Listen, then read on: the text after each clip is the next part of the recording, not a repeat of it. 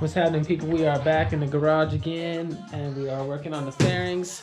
Last time we were here, we had a little problem with the lower fairing here. The lower piece, it's supposed to connect up to the front piece here.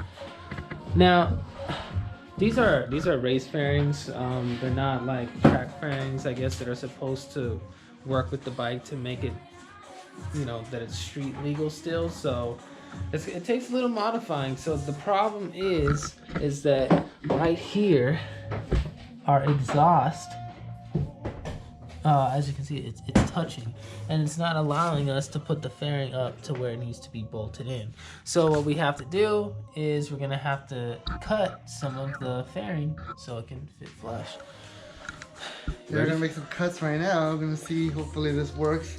This is with the Two Brothers exhaust, and then Brandon's is next with the Akrapovic. Yeah. So each one is a little different. Everything is pretty much the same, spot on, except the belly pan, because each of our exhausts is angled a little different and different diameter. So hopefully everything goes well. We're gonna start with the small cut first, and then adjust from there. Don't want to make too big of a cut, and then we can't, you know, fix it. If that makes any sense. So wish us luck. Yes, ladies and gentlemen, if you ever complain about, you know, stuff being so expensive when you take your bikes to shops and stuff, just try and do one of those jobs yourself, and then you'll respect why they charge what they charge. I mean, dude, have you ever asked? You have to ask yourself, okay, damn, that shit's $600. Well, have I ever tried to do it myself? Try to do it yourself, and then see if you complain afterwards. All right, let's get it cracking.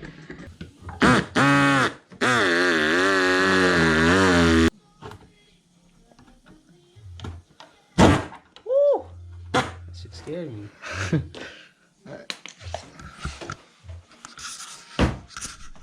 Okay, so here we are. We made our cut. Fairing fits up a lot better now. Lines up with the holes. So now we're going to drill our hole. Be cautious. These little divots don't always line up exactly where you need it to be. So just double check. The black dot is actually where it's gonna line up for us. So yeah, we're gonna make our holes here, line this side up with the front piece over there, and make our holes. Do that on both sides, and these babies will be connected. And then we have to drill the holes for the front.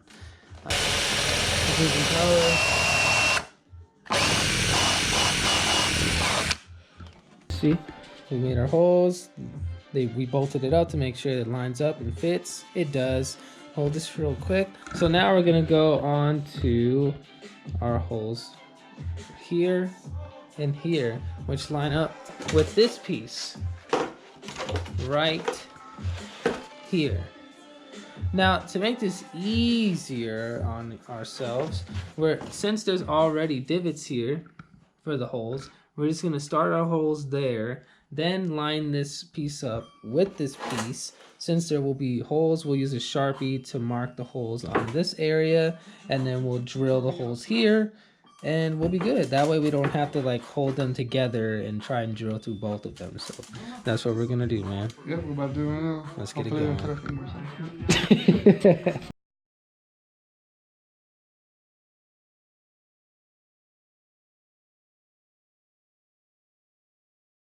But and that's why motorcycles are so great, because like you can buy one off the showroom floor and it's literally ready to go. You can rip it and race it, track it, whatever.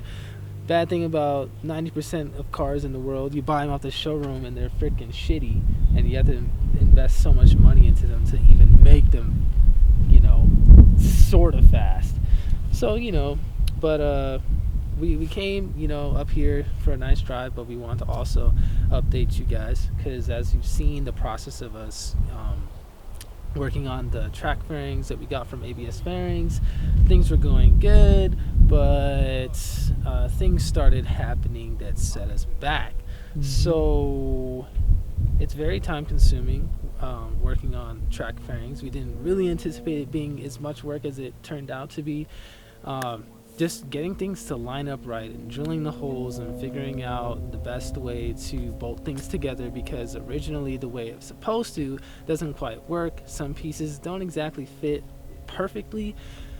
So you got to do a little MacGyvering, a little cutting here, a little adjustments, but you know, in the end, we got it done. But it took us long because, well, on my bike, we realized that my engine mounts were missing. Well, we knew they were missing, but it turns out we discovered that there was broken off engine mount bolt in both of my front mounting locations. So I couldn't put any new bolts in there. So my motor was practically dangling on one of the rear engine mounts. So that set us back. I had to take it to Wheels in Motion and have them fix my stuff up. So once I got the bike back and all the bolts in there, we continued on our fairings, and now they're completely bolted up. I mean, no, they're not bolted up. I mean, they can be, but they're completely drilled, ready, and we dropped them off at Juan's shop, which is Sugarcoat Innovations, right? Yeah.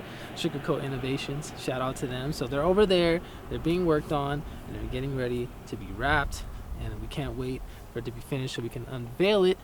But although the fairings are at the shop, we did have a little mishap, and I'll let Julian explain what happened.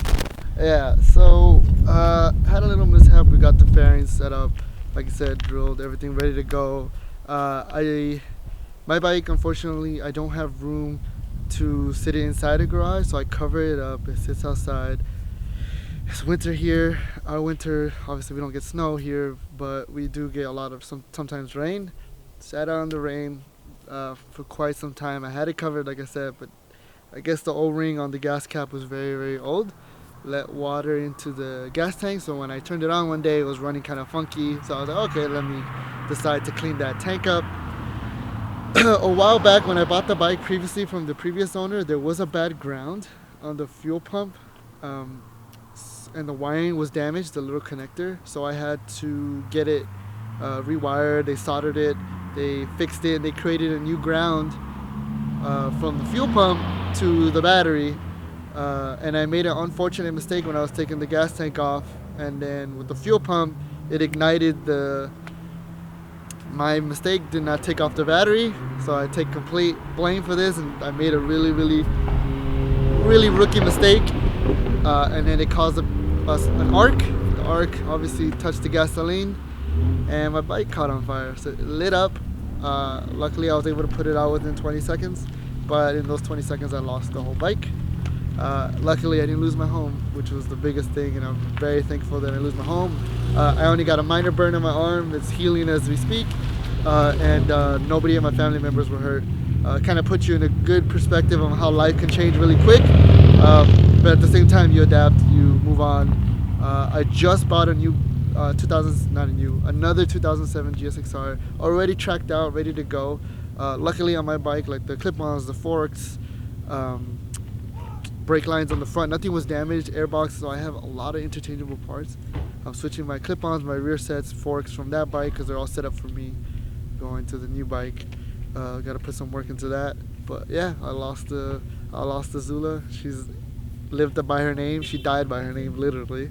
And now I just got to move on and put the new fairings. Luckily they're getting wrapped by Juan, so I still have that. And I just got to put them on the new bike. So that has set us back a lot with the engine mounts. Literally the bike burning up and disappearing. So it's been a tough process. We didn't think it was going to be like this. We literally thought we were going to get them, drill them, put them on, track ready to go. We missed a lot of the last track days of 2019. But you know, that's life. You just got to move on, you got to adapt. Now we're aiming for a track day in January of 2020. Hopefully we can get I am in the works trying to get us a private test day. I'm going to see how that goes. So stay tuned. Thank you for being patient with us, and can't wait to show you the new fairings. Thanks.